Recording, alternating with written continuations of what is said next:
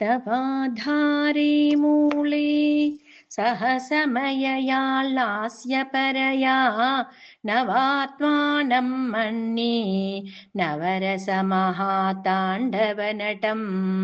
उभाभ्यामेताभ्याम् उदयविधिमुद्दिश्य दयया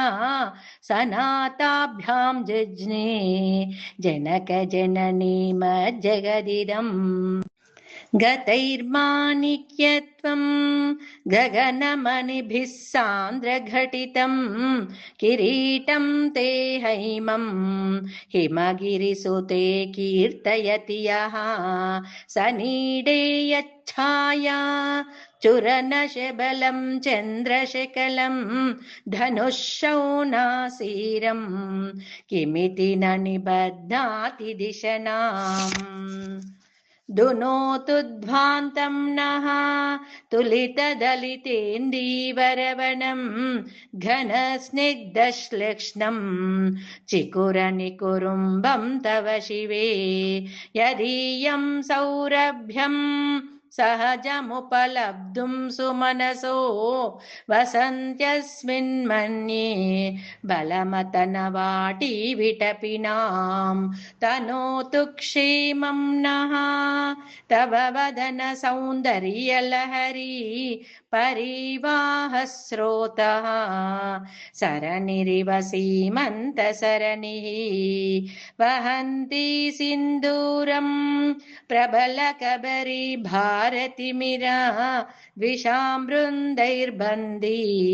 कृतमिव नवीनार्ककिरणम्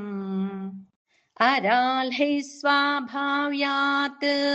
अलिकलभसश्रीभिरलकैः परीतं ते वक्त्रं परिहसति पङ्केरुहरुचिं दरस्मेरे यस्मिन् दशनरुचि किञ्जल्करुचिरे सुगन्धौ माद्यन्ति स्मरदहन चक्षुर्मधुलिहः ललाटं लावण्य द्युतिविमलमाभाति तव यत् द्वितीयं तन्मन्ये मकुटघटितं चन्द्रशकलम् विपर्यासन्न्यासात् उभयमपि सम्भूय च मितः सुधालेपस्यूतिः परिणमतिराकाहि मकरः भ्रुवौ भुग्ने किञ्चित् भुवनभयभङ्गव्यसनिनी त्वदीये नेत्राभ्यां मधुकररुचिभ्यां धृतगुणं धनुर्मण्ये सव्ये तरकरगृहीतं रतिपतेः प्रकोष्ठे मुष्टौ च स्थगयति निगूढान्तरमुमे अहस्सूते सव्यं तव नयनमर्कात्मकतया त्रिया मां वामन्ते सृजति रजनीनायकतया तृतीया ते दृष्टिः दरदलितहेमाम्बुजरुचिः समाधत्ते सन्ध्यां दिवसनिशयोरन्तरचरीम् विशाला कल्याणी स्फुटरुचिरयोध्याकुवलयैः कृपाधाराधारा किमपि मधुरा भोगवतिका अवन्ती दृष्टिस्ते बहुनगरविस्तारविजया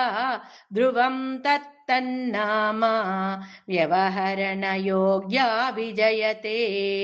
कवीनां सन्दर्भा सभकमकरन्दैकरसिकं कटाक्षव्याक्षेप भ्रमरकलभौ कर्णयुगलम् अमुञ्चन्तौ दृष्ट्वा तव नवरसास्वादतरलौ असूया संसर्गात् अलिकनयनं किञ्चिदरुणम्